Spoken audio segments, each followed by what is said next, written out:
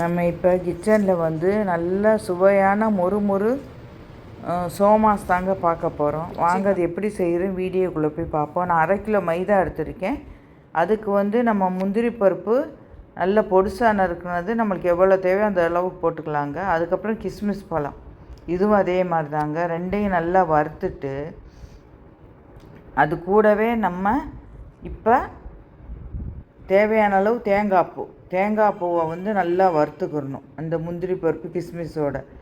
அப்புறம் கசகசா, முந்திரி பருப்பு, கிஸ்மிஸ், கசகசா, தேங்காய் பூ எல்லாத்தையும் போட்டுட்டு எவ்வளோ இனிப்பு தேவையோ அந்தளவுக்கு ஜீனியும் போட்டுக்கணுங்க. போட்டு அதையும் நல்லா மிக்ஸ் பண்ணி விடணும். மிக்ஸ் பண்ணி விட்டுட்டு இதுக்கு நம்ம தேவையான அளவு ஏலக்காய் தூள் போட்டுக்கணுங்க. ஏலக்காய் தூளை போட்டு நல்லா கிளறி விட்டுக்கணும். கிளறி விட்டுட்டு நம்ம எடுத்து வச்சிடணுங்க. எடுத்து வச்சுட்டு நம்ம இப்போ வந்து மைதா மாவை வந்து நல்லா பிசைஞ்சு இது ஒரு 1/2 மணி நேரத்துக்கு மேலே ஊறுதுங்க.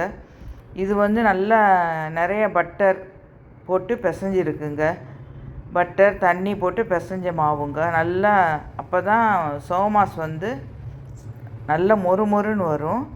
ரொம்பவும் பட்டர் போடக்கூடாது, அளவாக போடுங்க. இப்போ நம்ம இந்த ஒரு மாதிரி சப்பாத்தி கட்டை எடுத்து இதில் வந்து நல்ல ரவுண்டாக தேய்ச்சிக்கிட்டு ஒரு சோமாஸ் இதை எடுத்துக்கணுங்க.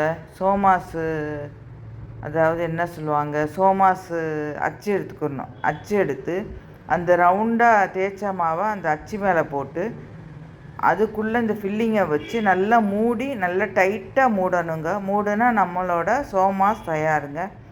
இந்த மாதிரி நம்ம எல்லா சோமாஸையும் உருட்டி எடுத்து வச்சுக்கணுங்க.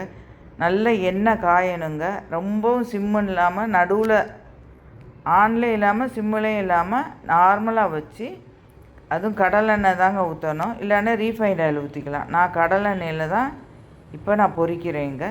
இந்த மாதிரி 4, 5 பொரித்து எடுத்துட்டோம்னா நம்மளோட சோமாஸ் தயாருங்க. இது வந்து சாப்பிட்றதுக்கு அவ்வளோ ஒரு டேஸ்ட்டாக இருக்குங்க. என்னன்னாலும் நம்ம வீட்டில் செய்கிறது தனி ருசிங்க. இந்த சோமாஸ் ரெசிப்பியை நீங்களும் செஞ்சு பாருங்கள்.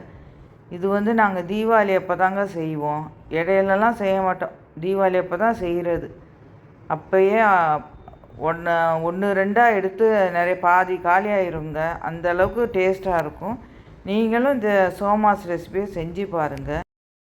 இந்த ரெசிபியோட உங்களுக்கு பிடிச்சிருந்துச்சின்னா இதை வந்து மற்றவங்களுக்கு இந்த ரெசிப்பியை மெத்தடை மற்றவங்களுக்கு ஷேர் பண்ணுங்கங்க. என்னோட சேனலை சப்ஸ்கிரைப் பண்ணுங்கள், லைக் பண்ணுங்கள். தேங்க்யூ ஃபார் வாட்சிங்.